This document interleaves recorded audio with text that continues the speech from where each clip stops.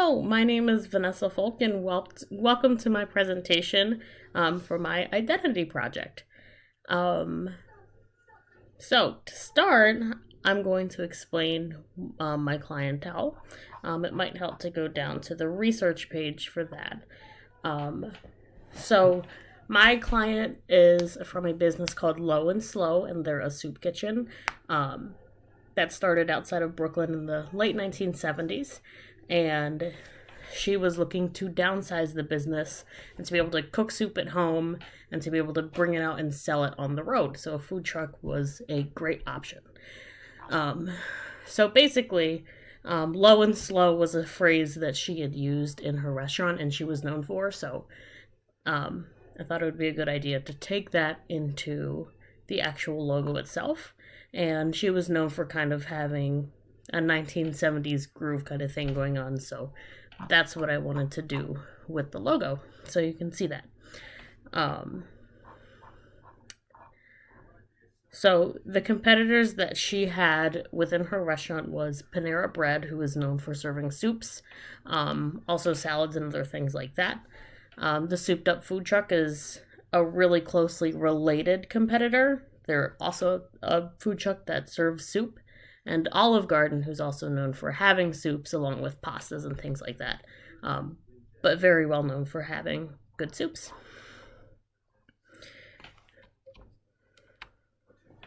In the mood board, you can see the kind of vibe that I was going for. Like I had already mentioned, she had started her business in the 1970s, so this kind of style emulates that. Along with kind of ideas that you think of naturally when you think of soup. So like autumn, being cozy, kind of muted colors, things like that. So I wanted to incorporate that in the logo, but yet still somehow work that 1970s groovy vibe into there. So this is what I was able to come up with.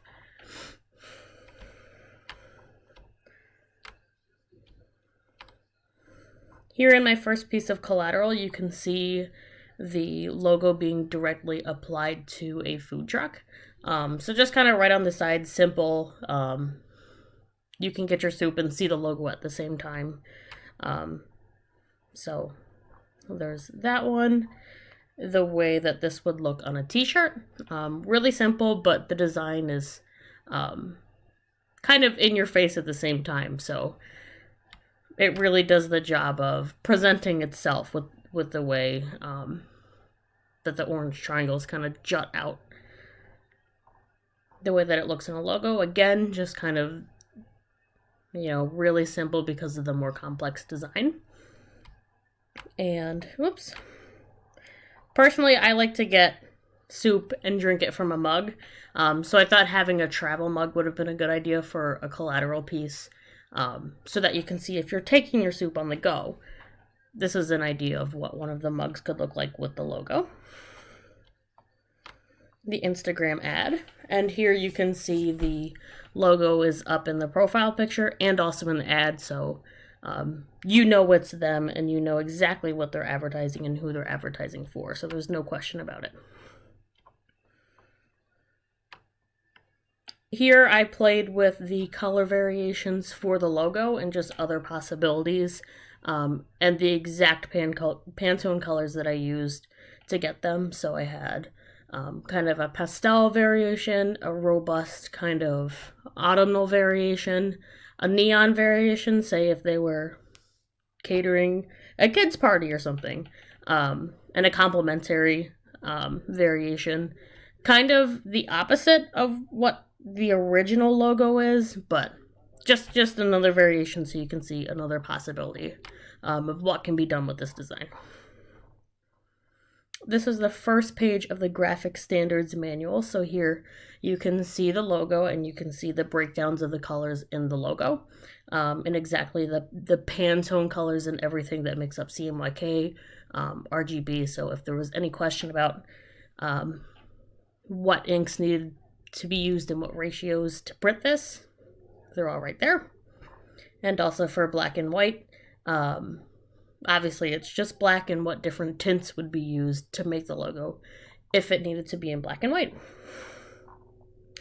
As far as clear space and proper use, this is here to kind of serve as how to make the logo look good if it needed to go on another piece of collateral, like say a hat or something like that. If there was to be more text surrounding it or another object, how far apart it needs to be from that. And here I showed how to use it against a light background and a dark background. I recommend pulling the colors directly from the logo to make the background so that it's all kind of coherent and together. So you can see here the background color is just the letter color just brought to the back, and here it's that main circle brought to the back. Really clean, concise, looks like it goes together because it does. As far as specific do's and don'ts, I outlined how to use it on a background image. So a do is to use it against kind of a simple background without a lot going on, so no crazy colors or things like that. Simple compositions, and to use it off to the side, uncentered, so it complements rather than taking over. And you can see in my don't sections, it's right in the middle, taking over, but also fighting with the background because it doesn't really match the logo. It's too colorful and just has too much going on. So I don't recommend doing that.